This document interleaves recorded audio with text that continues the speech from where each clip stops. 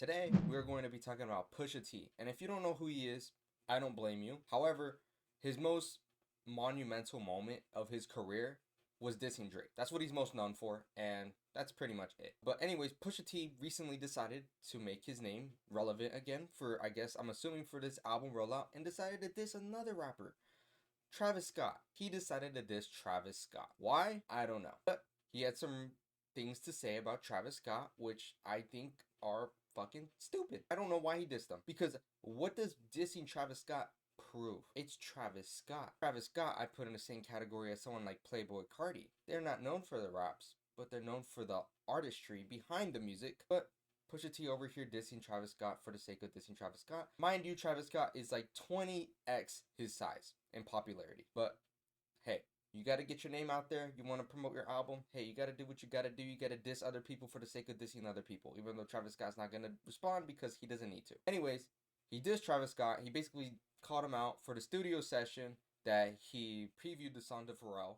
Meltdown with Drake dissing Pharrell, but the Drake verse wasn't there. Okay, cool, I guess. I don't know why you're in your feelings about that. I guess Pharrell is your buddy. Which I guess leads into the next point. What he doesn't like about Travis Scott is that Travis Scott never takes sides of beef. Why do you care about what another man is doing? Yeah, I'm a hypocrite by saying that, because look at me talking about it.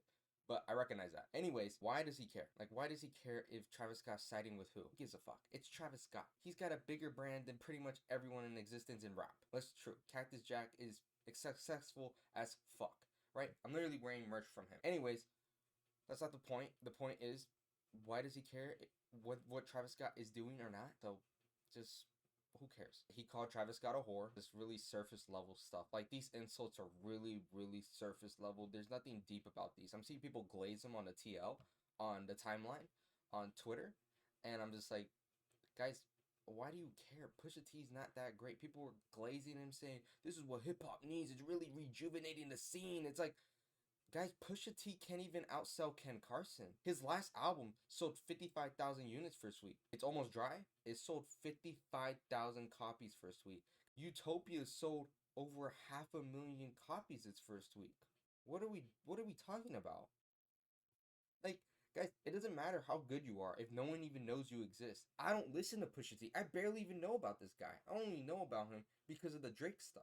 That's it. And over here, he's doing it again, trying to ignite the spark again, dissing Travis Scott, and there's like nothing of substance.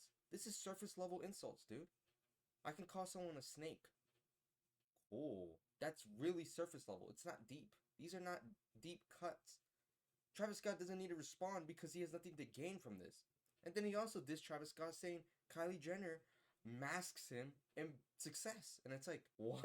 What are we talking about? That's, whether you agree with that or not, I don't know. But him as a brand himself is massive. It's fucking huge. Alright? Travis Scott's brand is, as a whole, and his career as an artist, huge and very successful. So I don't know what he's talking about with saying Kylie Jenner masses his popularity. Maybe Kylie Jenner has a bigger brand, sure, but that doesn't mean Travis Scott, his freaking career is fucking awful. Like, if you want to compare brands, compare ASAP Rocky and Rihanna. ASAP Rocky is nothing compared to Rihanna. That's a fact. But when you compare Kylie Jenner to Travis Scott, I mean, dude, there's a huge comparison there, but it's not like completely one-sided. A lot of people know who Travis Scott is, and he has a very successful clothing brand with Cactus Jack, and he has a decent label, and they're about to drop new music for the tape of Jack Boys too. So I don't really know where that comment is coming from. Again, these insults, these disses, are no substance, surface level stuff. And he's going on interviews, just crying about Travis Scott, calling him weak, and it's like, what did Travis Scott do to provoke you? He's just like, I don't get it. I don't get it. Travis Scott has nothing to prove to this guy. He's beneath him. It's like when Joey Badass, like, threw subliminals or just, like, kind of threw shade at Kendrick Lamar, and people were like, he needs to respond. No, he doesn't. These rappers are significantly above these other guys. How do these guys get traction who are significantly above them? They diss the bigger artists.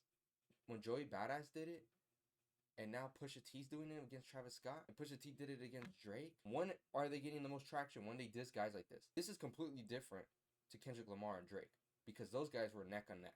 All right, Drake was bigger than him, but it wasn't like he's like triple his size. He's not. He was like by like a couple margins.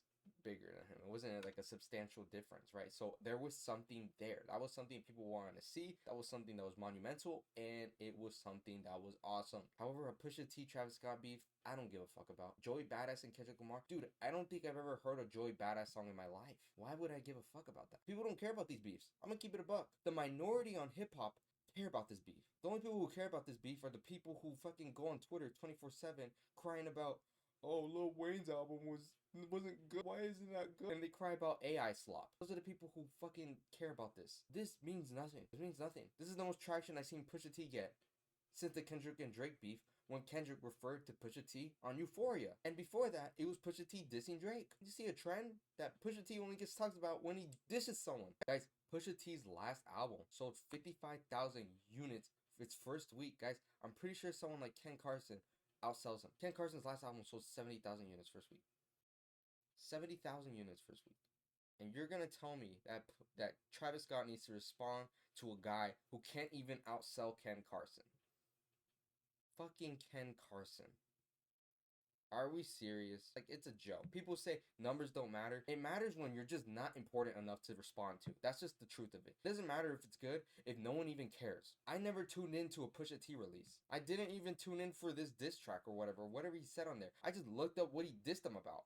I don't care. I don't care what Pusha T has to say about Travis Scott. I don't. Wanna know why? Because I just don't care about Pusha T. That's the problem. People say numbers don't matter. It matters when it's a reflection of what people listen to. People just don't care. People don't give a fuck about Pusha T. He doesn't have a song where I'm like, that's the song he's known for. No, he doesn't. He doesn't have any of that. It's freaking Pusha T. I think T-Pain has more classics than Pusha T. He's more memorable than Pusha T. T-Pain. Like, this beef means nothing. This is not even a fucking beef. It's a one-sided beef. Pusha T is basically just screaming at a wall, a brick wall that's never gonna say anything to him, and he's gonna be like, yeah, I really got him good. Travis Scott has nothing to prove. It's Pusha T, for God's sake. There's nothing to gain. Pusha T is corny.